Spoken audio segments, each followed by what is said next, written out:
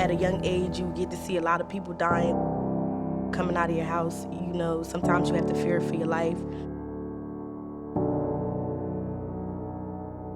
You don't know if you're gonna make it back home. You're not sure if this is your last time walking out of your house. Even just something simple as walking to the store. It's like a matter of seconds, anything can happen to you. We got 302 Brunswick, shots fired.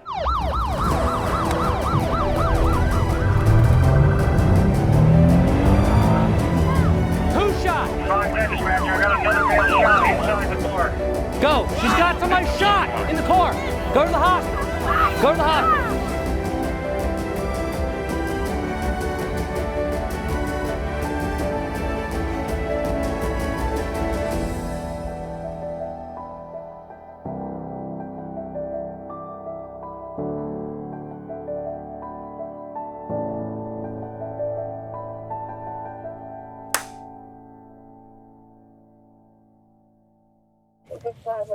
I was working probably maybe last summer, and I saw a kid on a bike. Couldn't have been more than 10, 11 years old.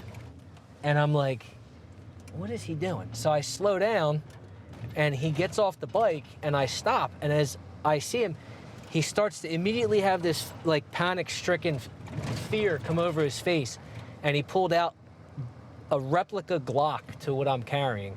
Somebody about halfway up the block saw that and started yelling, did he just pull out a gun? And I said, I picked it up, I said, it's a toy, and she was just in shock. The lady, and she's just like, that's how kids get shot. So first, I just want to thank everyone for being here. Over the last couple weeks, we've gotten to know you guys individually. We've sat down with law enforcement, gotten your perspective on some issues going on in the community, and then we sat down with members of the youth in this community to get your perspective on what's going on, what's maybe causing some issues.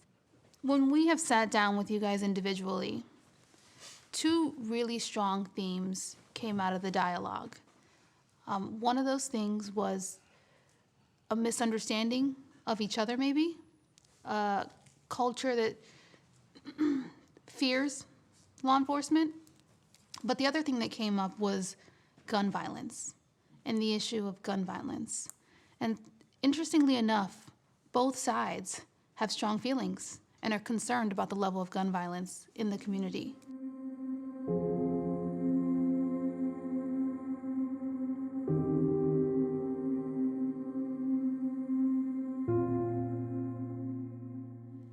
I want to start so that you guys can hear from each other, what you think is causing the gun violence and making it such an issue in Trenton and in a lot of major cities throughout the country. Me personally, I think it's just because the youth don't really have a lot that we can do. Like, it's not a lot of after-school programs.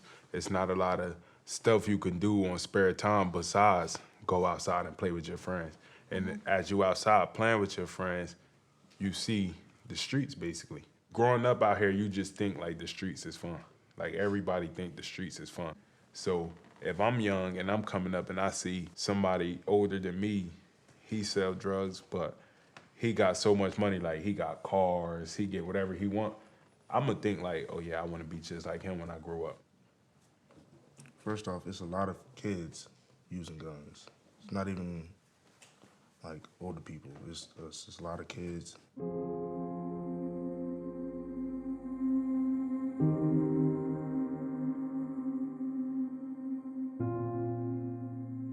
Well, me personally, I think a lot of the gun violence comes from people not being able to understand that it's okay to disagree, People feel that, if they can't take a L, then they have to resolve it another way. And going back to what you said, the youth in our community, they don't have good relationships with the Trenton police officers here. So it's like when something does go wrong, instead of calling the cops as they should do, they take it upon their own hands. So a lot of the youth growing up and feeling, their fear of knowing that there is guns out there, they want to feel protected. And a lot of their solutions is to go ahead and get a gun also, just in case something do break out. It's a lot of gang stuff going on. So like if you get caught with it or without it, it's It's just a lot. Unfortunately, it's a cat and mouse game. You know, they're protecting themselves to a certain degree, and we're protecting the citizens of the city to a certain degree. And also, a lot of times, we're trying to protect them as well. Do you feel that sometimes that is forgotten? We get a gun call from the 75-year-old lady who's just living peacefully at her house, and she sees somebody 21, 22 out there, you know, with a gun or whatever, and we catch them. Sometimes, you know, the perception is that, oh, we're picking on them. But people don't realize that there's other people in the community who's just trying to live peacefully too, and that's where we come in, is to try to keep the peace within the community. And it's not, sometimes people think it's a personal, you know, vendetta that police have against other people, but it's not all the time the case. There's legit people who want to live, you know, in a city where there is no gun violence. I was raised in the city. I don't disagree. I do feel safe when I carry my gun on me, whether I'm off work or working. So I can see where the community comes from, but like Huff said, if you have that 75-year-old lady that does call about a 20-year-old male with a gun, we have a job to do. Yeah. She want to leave peacefully. She might be scared. She don't know what's going to happen or what the gun is being used for or what's about to happen in the next 5 minutes. Just confirming, large house party, 65 Vine. Did you say you guys gonna try to shut it down? Because I sent another unit. So they're going to shut down a party right now on Vine, MLK and Vine. They're gonna, yeah, they got a couple units heading out that way. In this capacity, you're looking for issues, problems, violations, people yelling for help, somebody's making a drug sale, somebody rolled the stop sign, there's a guy over there ready to shoot at your police car, whatever it may be. Your eyes are always moving for 12 hours. But why here and not Princeton or South Brunswick? I mean, I just like the challenge here. I'm looking for a code for Vine. Is there a code for the Vine? She's asking to see if the units are okay, so if there's a code 4 called, that's the officers that are on the assignment are good, they don't need any more assistance. So they're not calling a code 4 yet because they don't have the situation under control.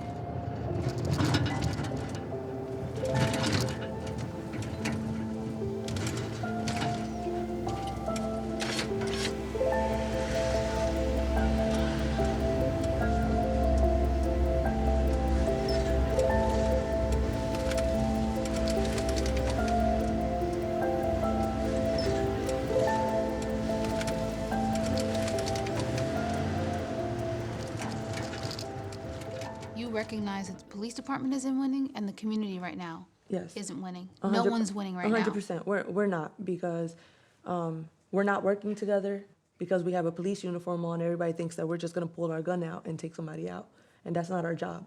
And because somebody is walking down the street going to the corner store, they look suspicious. We think they're gonna pull a gun out and they're gonna do something, and they're probably not. But like my partner Huff said, if we get a call, we gotta do our job. And people think that we just ride our car and see somebody and we're just like, oh, I'm picking you today. But if what they don't understand is the way that the job goes, we get dispatched to a job. So somebody called, whether it's third party, whether it's a neighbor, whether it's an actual person in danger, we get these dispatch calls. And that's where it makes it difficult, because we'll stop somebody and they're like, why are you stopping me? And we'll explain it to them and they don't believe us. So there's a lot of broken trust going on and a lot of misunderstandings. It's not so much as, we're trying to be intimidating or, we're mean and, we're just, not trying to have a connection. It's just at this point, we're trying to make sure everything is safe, everybody's safe, and get to the bottom of whatever it is that we need to get to the bottom of, and everybody make it home safely. And I'm just thinking about the conversations we've had over the last couple weeks, is a lot of the youth have said it starts with law enforcement understanding us better. And I just find it just interesting that you express some frustration that the minute you put that uniform on, you feel like you're judged a certain way. But, Shamir, maybe you could speak to this. I've heard over the last few weeks that some of the youth feel that the minute they go outside and they're, a young black man, they're judged immediately and they don't have any control over that and they're frustrated. Do you kind of have that same frustration and feel that same kind of judgment that even law enforcement feels? Yes, I do. Because, like, one day I was on my way to work, and all of a sudden I get pulled over for no reason. And they checking me, doing all that other stuff. And I have nothing on me. Just walking to work, listening to music. And they just pulled me over, like 4 of them on me. It just had me so mad, so angry. Necessarily it wasn't for no reason. I wasn't there, I don't know what happened. But let's say we get dispatch. So if there was something that happened 10 minutes ago and we see you walking, matching the same description as another black male wearing a black shirt, approximately, this tall, and we see you, we gotta stop you. First of all, because it's our job, we gotta make sure that you have no weapons on you and that we're safe. Because, we gotta go home at the end of the day. But if you don't have no weapons and you're good, we'll explain, this is why we stopped you. You match this description, there's a male out here matching the same description that has a gun. This is what we did. It wasn't to harass you. And maybe if we did a better job at explaining, right after why we did what we did, or at the moment, the community will have a better understanding as to why we do the things we do. I feel like there is police officers out there that can stereotype and judge a black male or a female that's sagging its pants with a black hoodie and just walking around a certain way, like, oh, he might have weed on him or a gun, and stop him. You have your officers. I'm not gonna disagree. I appreciate you acknowledging that because I think Of course. people in the Of course. community worry that police don't want to acknowledge. No, that you do. You have your aspect. police officers that stereotype people in general, especially police officers that weren't, from the city, from here, and come somewhere else, and they come and they see something that might make them feel like it's a threat. I was raised here. So when I see a black male sagging their pants or, with a big hoodie and they look suspicious, to me it's kind of normal now, and that doesn't give me a reason to say, they're suspicious. I gotta do this or I gotta investigate. No. Looks like it's clearing out. There's people backing Right, up. 10-4, Marie, Sierra, Pavine, still no cold gas, Deers, release. These guys are blocking the entrance. That's the problem.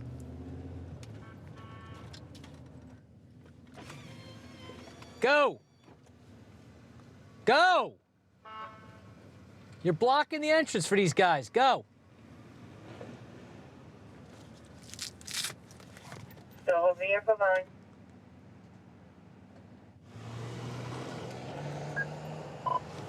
Four 6-5 dispatcher. I'm going to shut the end of the street down. Got all the cars out of the way for the incoming units.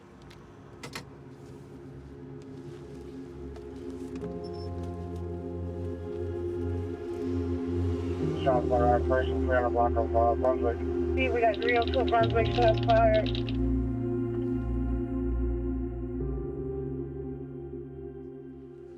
Y'all say we judge y'all, but why do y'all prejudge us? The other day, I went home, I was getting ready for work. I got in the car with my peoples, went to McDonald's. Jumped out the car from McDonald's. I knew the cops was gonna jump out on me.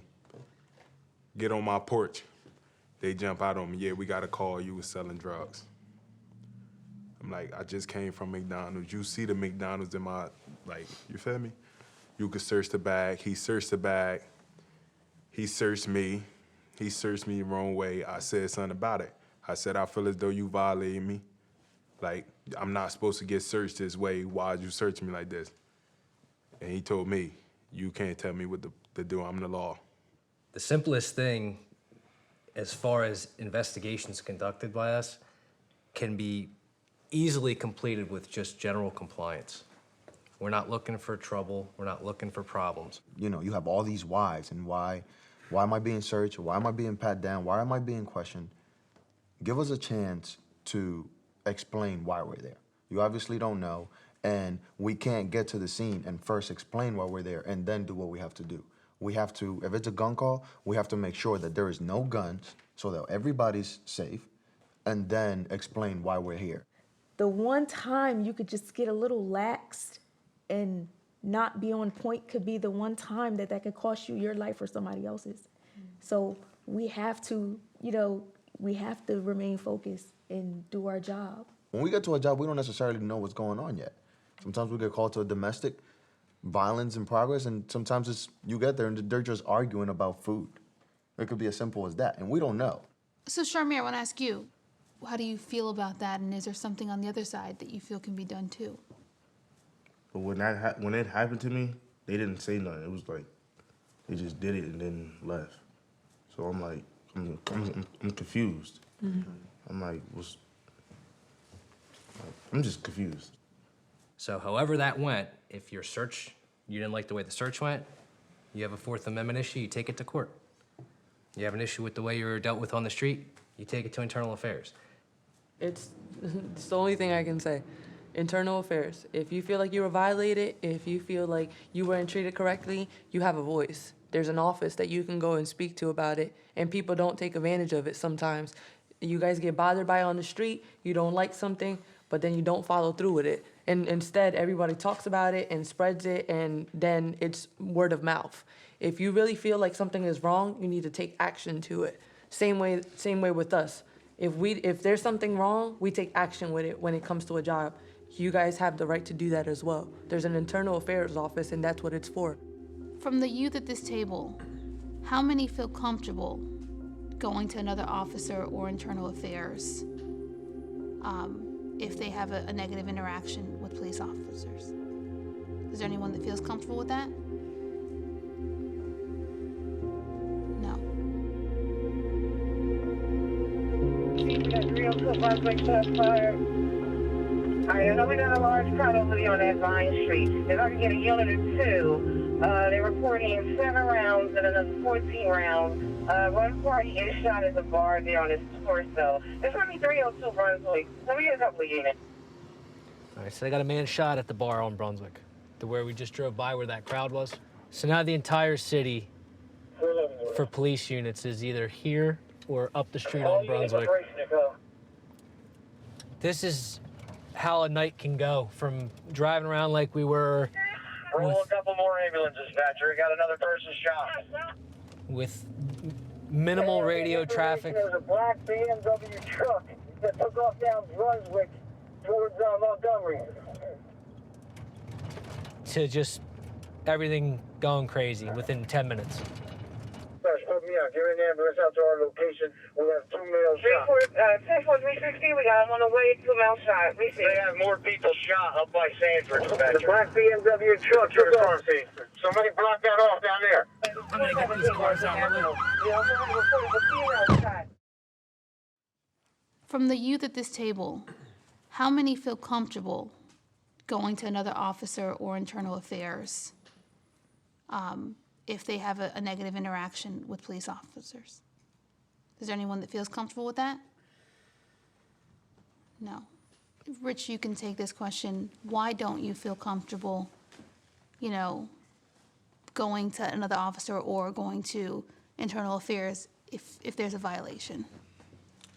I feel like I wouldn't go just because the reason that they're not gonna really try to take it serious because that's who they work with. They're not gonna have a problem with you because I work with you. You're only gonna see me one time, and I'm not gonna go to court with somebody higher than me. It's just a loss. You're gonna waste time and money. You feel like you're not going to truly be heard? Yeah. Officer Garzio, hearing that, what does that make you feel and think about, that they feel like they can't go? It's just like a soft spot in my heart. I have no problem if you ever needed help or whatever, either after today. You can come up to me if you had a problem with something, and I don't mind. I can assist you with it. I don't want you to feel that way, because then if you feel that way, your friends or whoever else is going to have that same perception you have. Look at the fingers in your hands. They're not all the same. People are different.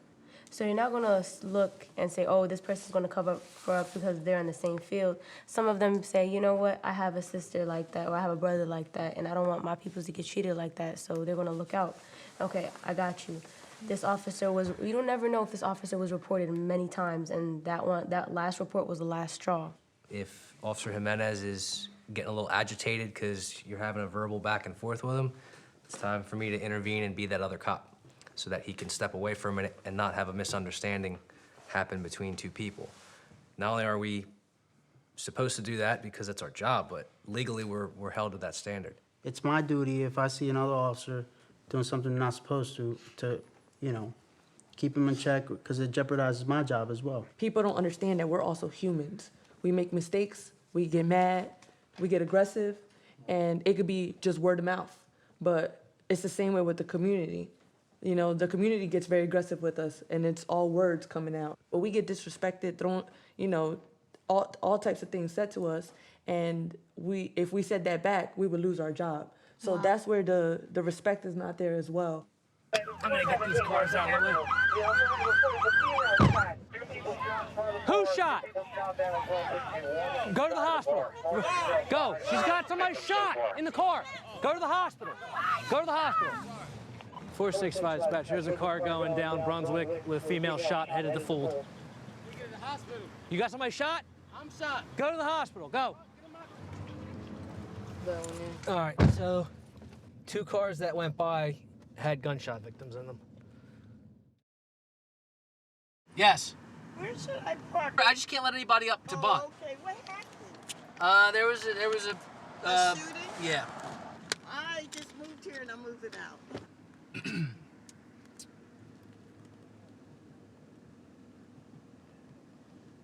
Nobody should have to live like that. You know, being afraid to go outside and the fear of gun violence in your neighborhood and the senseless violence that occurs. Does that give you better perspective? I mean, you had spoken to me before and said that you hadn't had a positive interaction with a member of law enforcement your entire life, and you had seen some negative interactions and some aggression. Does that give you a little bit more perspective, maybe? How so? Well, like, she said that, like, we be, like, rude to police. Like, probably because we see them do, like, rude stuff to other people, but we don't know why, we just see it. And we probably just think they're doing it just to pick on people. I see that, like, I heard her, she said they got feelings too. This conversation or the conversation we're having is great because now that we're kind of being able to understand each other, I'm probably going to be a lot more humanized.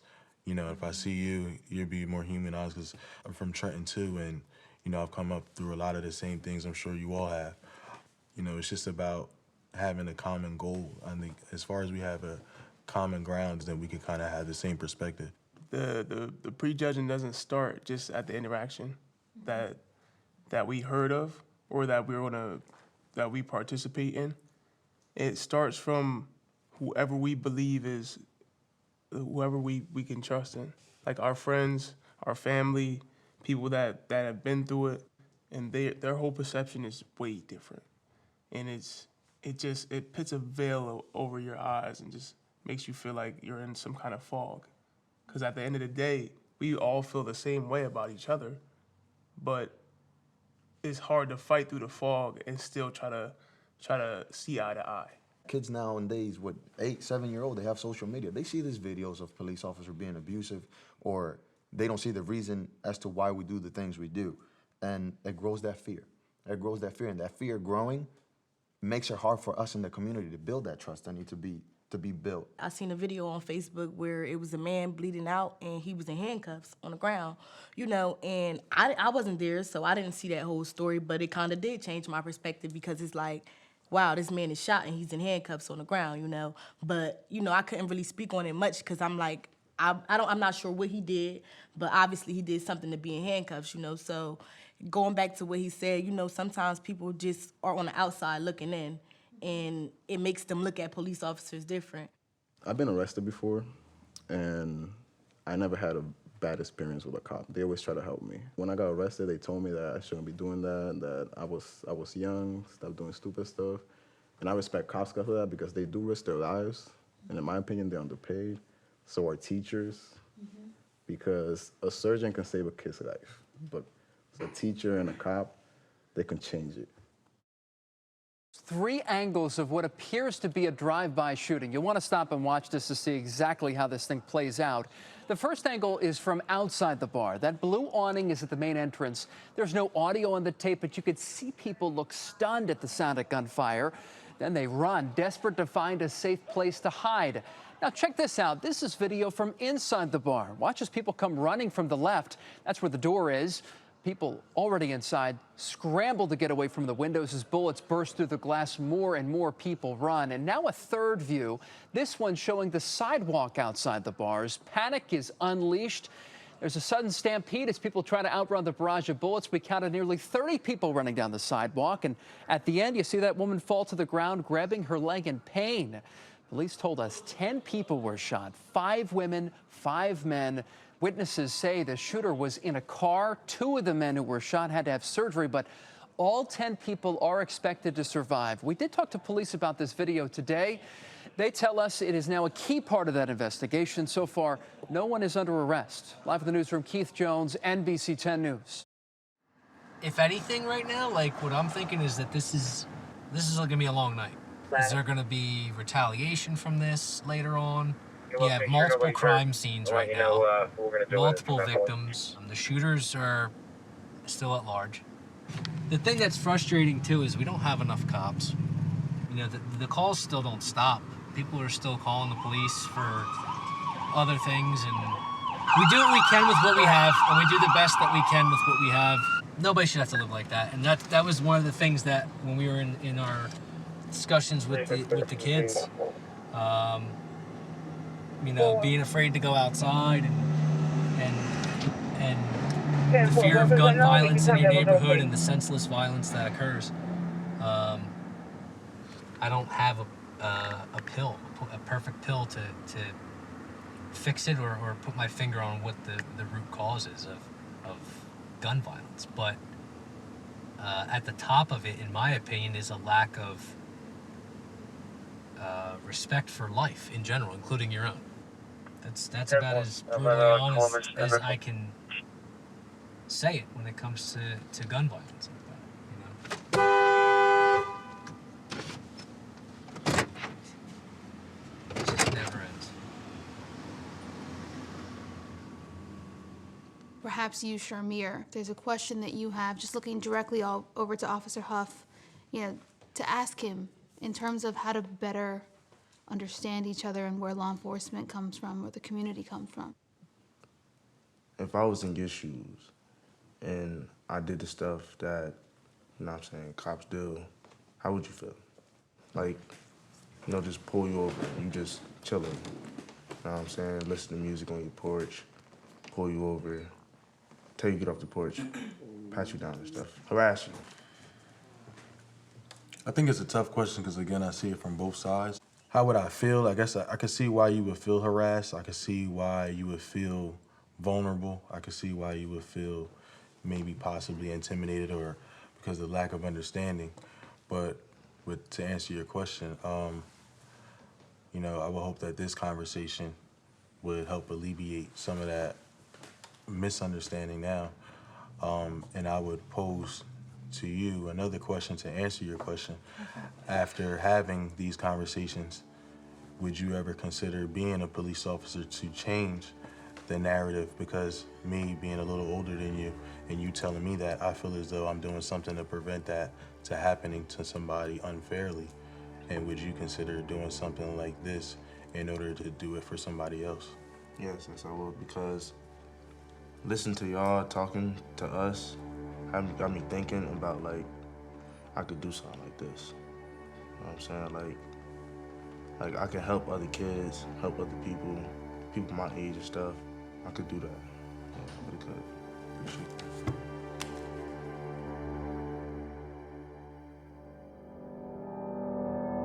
it. How do you feel when you see your partner getting aggressive with a person that did nothing to him? In your mind, you didn't do nothing, but because we know what we know we have all the right to arrest you. Both sides have the same goal.